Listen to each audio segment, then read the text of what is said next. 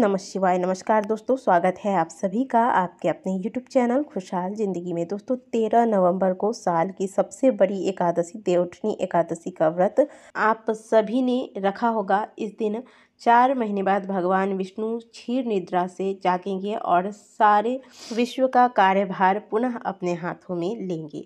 तो एकादशी व्रत में सबसे श्रेष्ठ माना गया है, सभी व्रतों में एकादशी का व्रत श्रेष्ठ माना गया है। इनमें भी कार्तिक मास की जो शुक्ल पक्ष की एकादशी है, जिसे देवउठनी एकादशी कहते हैं, यह एकादशी का विशेष महत्व है। इस एकादशी के व्रत को धारण करने मात्र से साल में जितने भी एकादशी होते हैं या फिर अन्य कोई व्रत होता है, उन सभी व्रतों का फल मात्र इस एकादशी के व्रत को धारण करने से प्राप्त हो जाता है। एकादशी के व्रत में कुल 3 दिनों के नियम होते हैं। हम सभी ने 22 नवंबर को 10वीं तिथि के नियमों का पालन किया है, जो शुद्ध सात्विक भोजन लेना, ब्रह्मचर्य का पालन करना, ये सारी कुछ जो नियम बताए जाते हैं वो सभी हमने पालन किए। इसके बाद एकादशी में व्रत रखा जाता है, जो कि हम सभी व्रत रख रहे हैं। एकादशी व्रत के जो नियम होते हैं उनमें वर्णन ये किया गया है कि जब तक बहुत ज़्यादा आवश्यकता ना हो जाए तब तक एकादशी के व्रत में जल भी नहीं लेना चाहिए। फल मूल लेना तो बहुत दूर की बात है।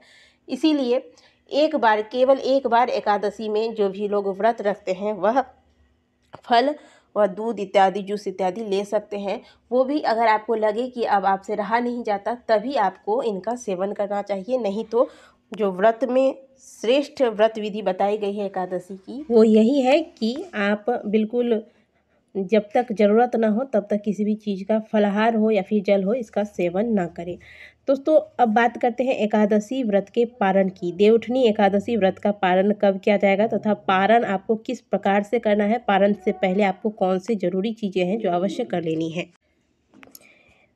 दोस्तों देवउठनी एकादशी का प्रारंभ 22 नवंबर को रात 11:03 से हुआ था, जिसका समापन 23 नवंबर को रात 9:01 पर होगा।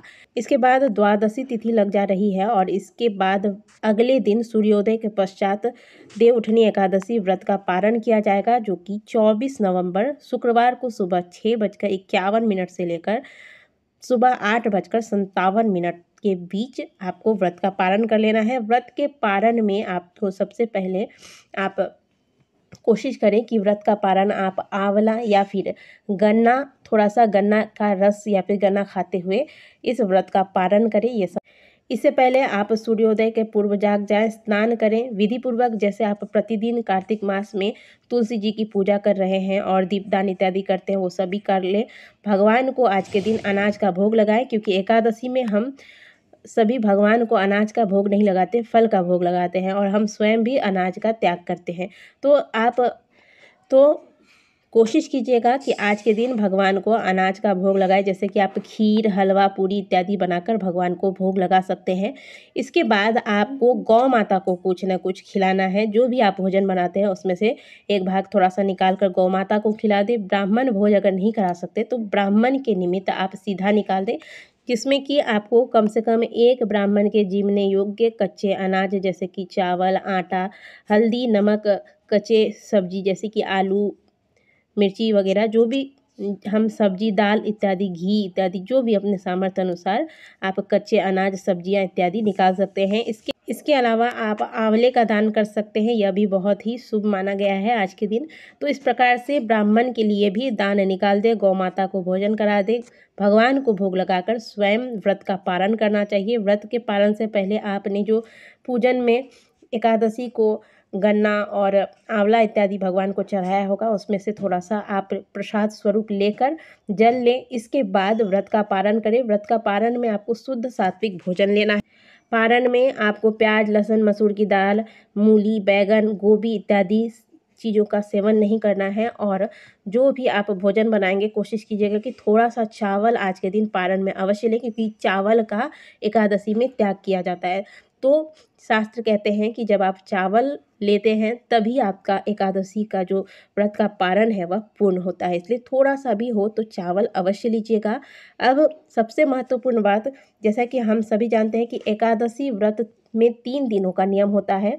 तो 3 दिन यानी कि दशमी, एकादशी और द्वादशी। तो द्वादशी में भी आपको कुछ बातों का ध्यान रखना है, जैसे कि द्वादशी में जो आप पारण करते हैं, तो जो भी भोजन आप करते हैं एक बार में ही कर लें। इसके बाद दिन में आपको अगर दोबारा भूख लगती है तो आप फल इत्यादि खाएँ। इसके बाद आप सीधे रात में ही जो भी भोजन आपको करना है वो करें, क्योंकि एकादशी के दिन भोजन केवल 2 बार ही किया जाता है, 3 बार भोजन नहीं करना चाहिए।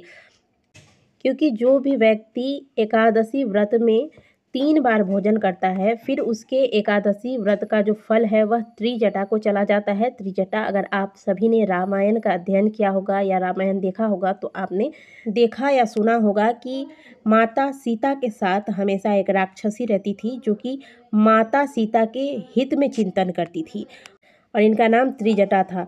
तो भगवान राम ने त्रिजटा को यह वरदान दिया था कि जो भी व्यक्ति एकादशी व्रत के पारण में 3 बार भोजन करेगा, उसका एकादशी का पूरा फल त्रिजटा को प्राप्त हो जाएगा। इसीलिए ऐसी मान्यता है कि एकादशी के व्रत के पारण वाले दिन यानी कि द्वादशी वाले दिन 2 बार ही भोजन लेना चाहिए।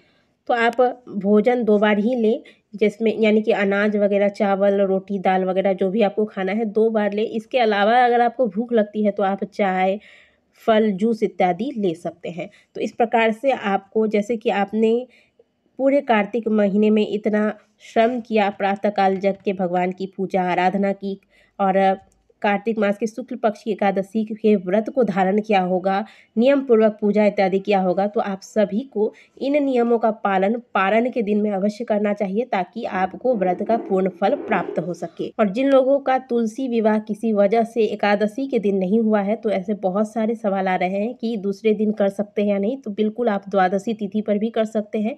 इसके अलावा देव दीपावली के दिन भी आप, यानी कि कार्तिक पूर्णिमा के दिन भी आप तुलसी विवाह कर सकते हैं। दोस्तों, वीडियो को लाइक कीजिएगा और अगर चैनल पर पहली बार आए हैं तो चैनल को सब्सक्राइब अवश्य कीजिएगा और कमेंट बॉक्स में हर हर महादेव अवश्य लिखिएगा। मिलते हैं आपसे अगले वीडियो में, तब तक के लिए ओम नमः शिवाय, हर हर महादेव।